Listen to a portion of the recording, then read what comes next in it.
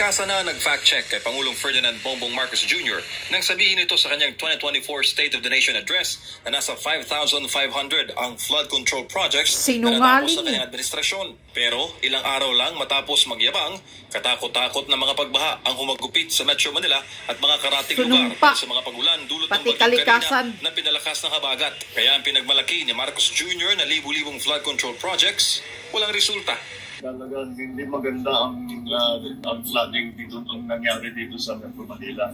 Especially in the traditional low-lying areas like Naboca, like in Malabon, these are all these places that mababa talaga sa dagat yan at lagi na baba. Nasira pa yung flood control natin dahil binangga ng barko. Dahil dyan, isang manifesto ang umiikot ngayon sa internet na pirmado ng mga retiradong general mula sa Philippine Military Academy laban sa palpak na flood control program si Marcos Jr. Nakausap namin ang isa sa mga pumirma sa manifesto. Ayon kay retired Police General Alex Monteagudo, may pananagutan ng gobyernong Marcos sa matinding pagbaha kamakailan. We hold the government accountable and somebody has to answer for what happened. Kasi ang nangyari sa flood control projects, di ba, in-announce ng presidente na 5,500 projects and then bumaha. Sana yon. Patay sa impormasyon na nakarating kay Monteagudo, talamak raw talaga ang korupsyon sa flood control projects. Halos lahat raw ng kagayang proyekto ay substandard. Kaya patuloy na binabaha ang malaking bahagi ng bansa tuwing matindi ang mga pag-ulan. Ang DPWH, nauna nang inamin na walang master plan ang flood control project ni Marcos Jr. Bakal daw ang pinakamalakas nakawin kasi hindi nakikita. Tapos pag bumaha the following year, nawasak, wala na. Wala nang ma-audit. Kinundi na rin ng mga pumirma sa manifesto ang nepotism at favoritism o palakasan system sa paggawa ng mga proyekto ng gobyerno. Kailan may transparency? Diba, nag-declare sila ng 5,500 projects. Dapat ilabas yun. Sino-sino ba yun? Saan bang lugar nilagay ito? These are things na hindi alam ng tao. At niloloko tayo. So, kailan pa tayo magsasalita? Pinaiimbestigahan naman ng retired generals at pinasasagot kung sino ang nagkulang sa flood control projects. Gusto rin nilang maisiwalat ang buong detalye ng lahat ng flood control projects sa administrasyon. Kung magkano at ang resulta, kung nagawa na ba ang mga ito. Pinapoproteksyonan rin ng mga former PA mayor ang mga whistleblower na lilitaw na magsisiwalat sa totoong estado ng mga nabanggit na proyekto. Saad naman ng mga pumirma sa manifesto na hindi sila mananahimik, hindi papipigil at hindi tatanggapin ang tahasang pagnanakaw sa kaban ng bayan.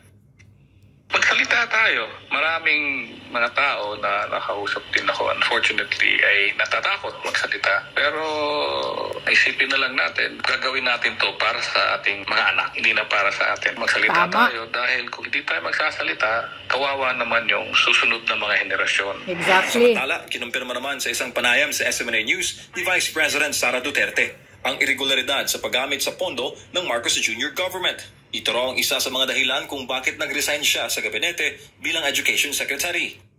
So tama yung sinasabi nila na dapat meron talagang war against corruption. In fact, kung titingnan ninyo yung budget ng 2024, ayoko lang magsalita doon sa ibang mga departments kasi hindi ko naman hawak yung mga papel nila. Pero kung basahin mo lang yung GAA at i-trace mo kung saan pumupunta yung pera, makikita mo na hindi maayos yung pag-handle ng pera, ng budget ng gobyerno. Bukod sa issue ng korupsyon sa flood control, nauugnay rin ngayon si Marcos Jr. sa issue ng paggamit ng illegal na droga. Bagay na batid raw ng taong bayan, lalo na't viral sa social media ang tinawag ni VP Sara na cocaine video. Suportado naman ni VP Sara ang manifesto ng retired generals. Pero may mga dagdag siyang laban na dapat raw ding tutukan. At hindi lang yan, kung pwede dagdagan natin. Fight against terrorism, fight against criminality, fight against illegal drugs. Para sa Diyos, sa Pilipinas kong mahal. Ayan. Marcos Jr. Sinabi na talaga ni Sara Duterte. Narinig mo ba yan? Fight against illegal drugs. Fight against corruption. Yan. Ang dalawang yan una ang nakakasira sa bayan natin. Nakakasira ang droga. sa kinabukasan ng mga kabataan natin ngayon. Lalo na ngayon, bumalik na naman, talamak na naman, ang droga nagmumura na. Mura na bilihin ng mga kabataan. Kaya itong mga ordinaryong kababayan natin, na mga matitino, natatakot na namang lumabas dahil marami na namang mga drug addict na nagpalaboy-laboy sa kalsada na mga praning. Kaya ngayon, talamak ang mga nawawalang mga teenagers. Marami ang nawawalang kabataan na missing. Tapos, yung iba, nakikita na lang, patay na, kung saan na tinatapon na mga kadamu-damuhan doon, patay na. Yan. Dahil yan, Marcos Jr., sa druga. Ikaw, tanungin mo ang sarili mo, nagpulburon ka naman, ano ba ang epekto? Mabuti ka kasi nagtatago ka dahil nasa gobyerno ka, presidente ka. Ipapaano itong mga drug addict na nasa kalsada na nagpalaboy-laboy? O di nakakatakot? Ang mga matitino, natatakot na naman ngayon lumabas ng bahay dahil marami ng mga drug addict na manghu-hold up. Kung ano-ano ang masamang gagawin pa sa kanila. Kaya yan, narinig mo, sabi ni Sara,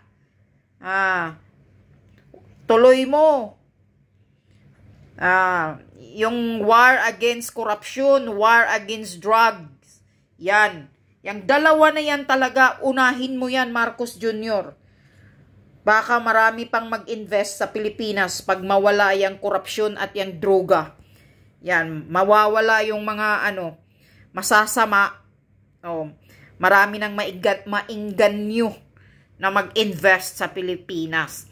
Ayan, masaya na ako ngayon na suportado ni Sara Duterte ang manifesto ng mga retired general at mga PMEer. Yan, galit na sila, Marcos Jr., bangag sa pamumuno mo. Na wala ka talaga, incompetent ka talaga, wala ka talaga, inutil ka talaga, Marcos Jr. Nakikita mo ba yun? Huwag ka nang mag-isip na maayos yung pamamaraan mo. Dinagdagan mo pa yung kasinungalingan mo. Ang flood control nasisira daw dahil binangga pa ng barko. Kundi ka ba talaga hunghang, gonggong? Nasira ng barko. Wala ka, umamin na nga yung DPWH na walang master plan. Tagpi-tagpi lang ginagawa nila dahil sa budget. Siyempre, tagpi-tagpi lang kasi yung budget magkano na lang siguro yung binigay sa kanila dahil kinukupitan na ng mga congressman. So, ang natira na pira na para talaga ipagawa ng proyekto, 10% na lang siguro. Kaya pagbaha, wasak. Substandard. Ano ba ang quality ng project kapag yung pera, yung budget ikukunti lang? Edi yung proyekto maging na rin. Diyos ko po, siguro baka isang hangin lang, isang maliit lang na baha sa kanal, wala na, wasak na. Dahil wala ng quality yung project. Dahil nga magkano na lang ang naigawa ng proyekto. Dahil nabulsa na, ninakaw na ng mga kawatan bago pa makarating sa talagang sa mga ipagawa na ng proyekto, iilang budget na lang ang natira dahil naubos na ng mga kawatan. Halimbawa, mayroong 1 billion, 1 billion a day para sa flood control daw. 1 billion a day, imagine, napakalaki, bilyonis. Sa loob ng 2 taon, ilang trilyon yun ang budget sa flood control. Tapos ganito ang nangyayari, binabaha ang buong Manila. Yan, pati kalikasan, Marcos Jr., galit na sa'yo. Isinumpa ka na ng kalikasan dahil nga sa kasinungalingan mo at sa pagka-inutil mo na nakikinig ka sa mga bulong-bulong. Siguro si Abalos ang number 1 bumubulong-bulong dyan kasi habang nagsasalita ka, dyan sa tabi mo si Abalos payango-yango yung isa pang ngiwi. Baka siya ang bumubulong-bulong sa mga kasinungalingan na ganito ang sasabihin mo, ganito, binangga ng barko. Huwag nyo nang utuin ang taong bayan. Hindi estupido Abalos Marcos Jr., hindi estupido ang mga Pilipino na katulad ninyo, na mga siraulo kayo na nasa gobyerno. Sabihin mo na lang, aaminin mo na ninakaw, walang master plan, wala lahat. Kaya yung budget napunta sa mga kawatan. Yun. Langiya ka, dagdagan mo pa ang kasinungalingan mo. Talagang sinungaling ka. Wala kang, ang ano mo lang, nasa utak mo lang na may maisasabi ka na pangbubudol sa suna mo. Pero hindi mo alam kung natatapos ba, maayos ba, may ebidensya ba. Wala kang ang pinapakita sa taong bayang mga ganyan. Walang transparency. Itong administrasyon mong puno ng kawatan, puno ng korupsyon. Kaya ngayon, ang mga retired generals at mga PME, yan, galit na. Sana nga, hihilain ka na dyan. Maging sila na lang sana ang leader sa paghila sa'yo na hinayupak ka na wala kang kwintang presidente.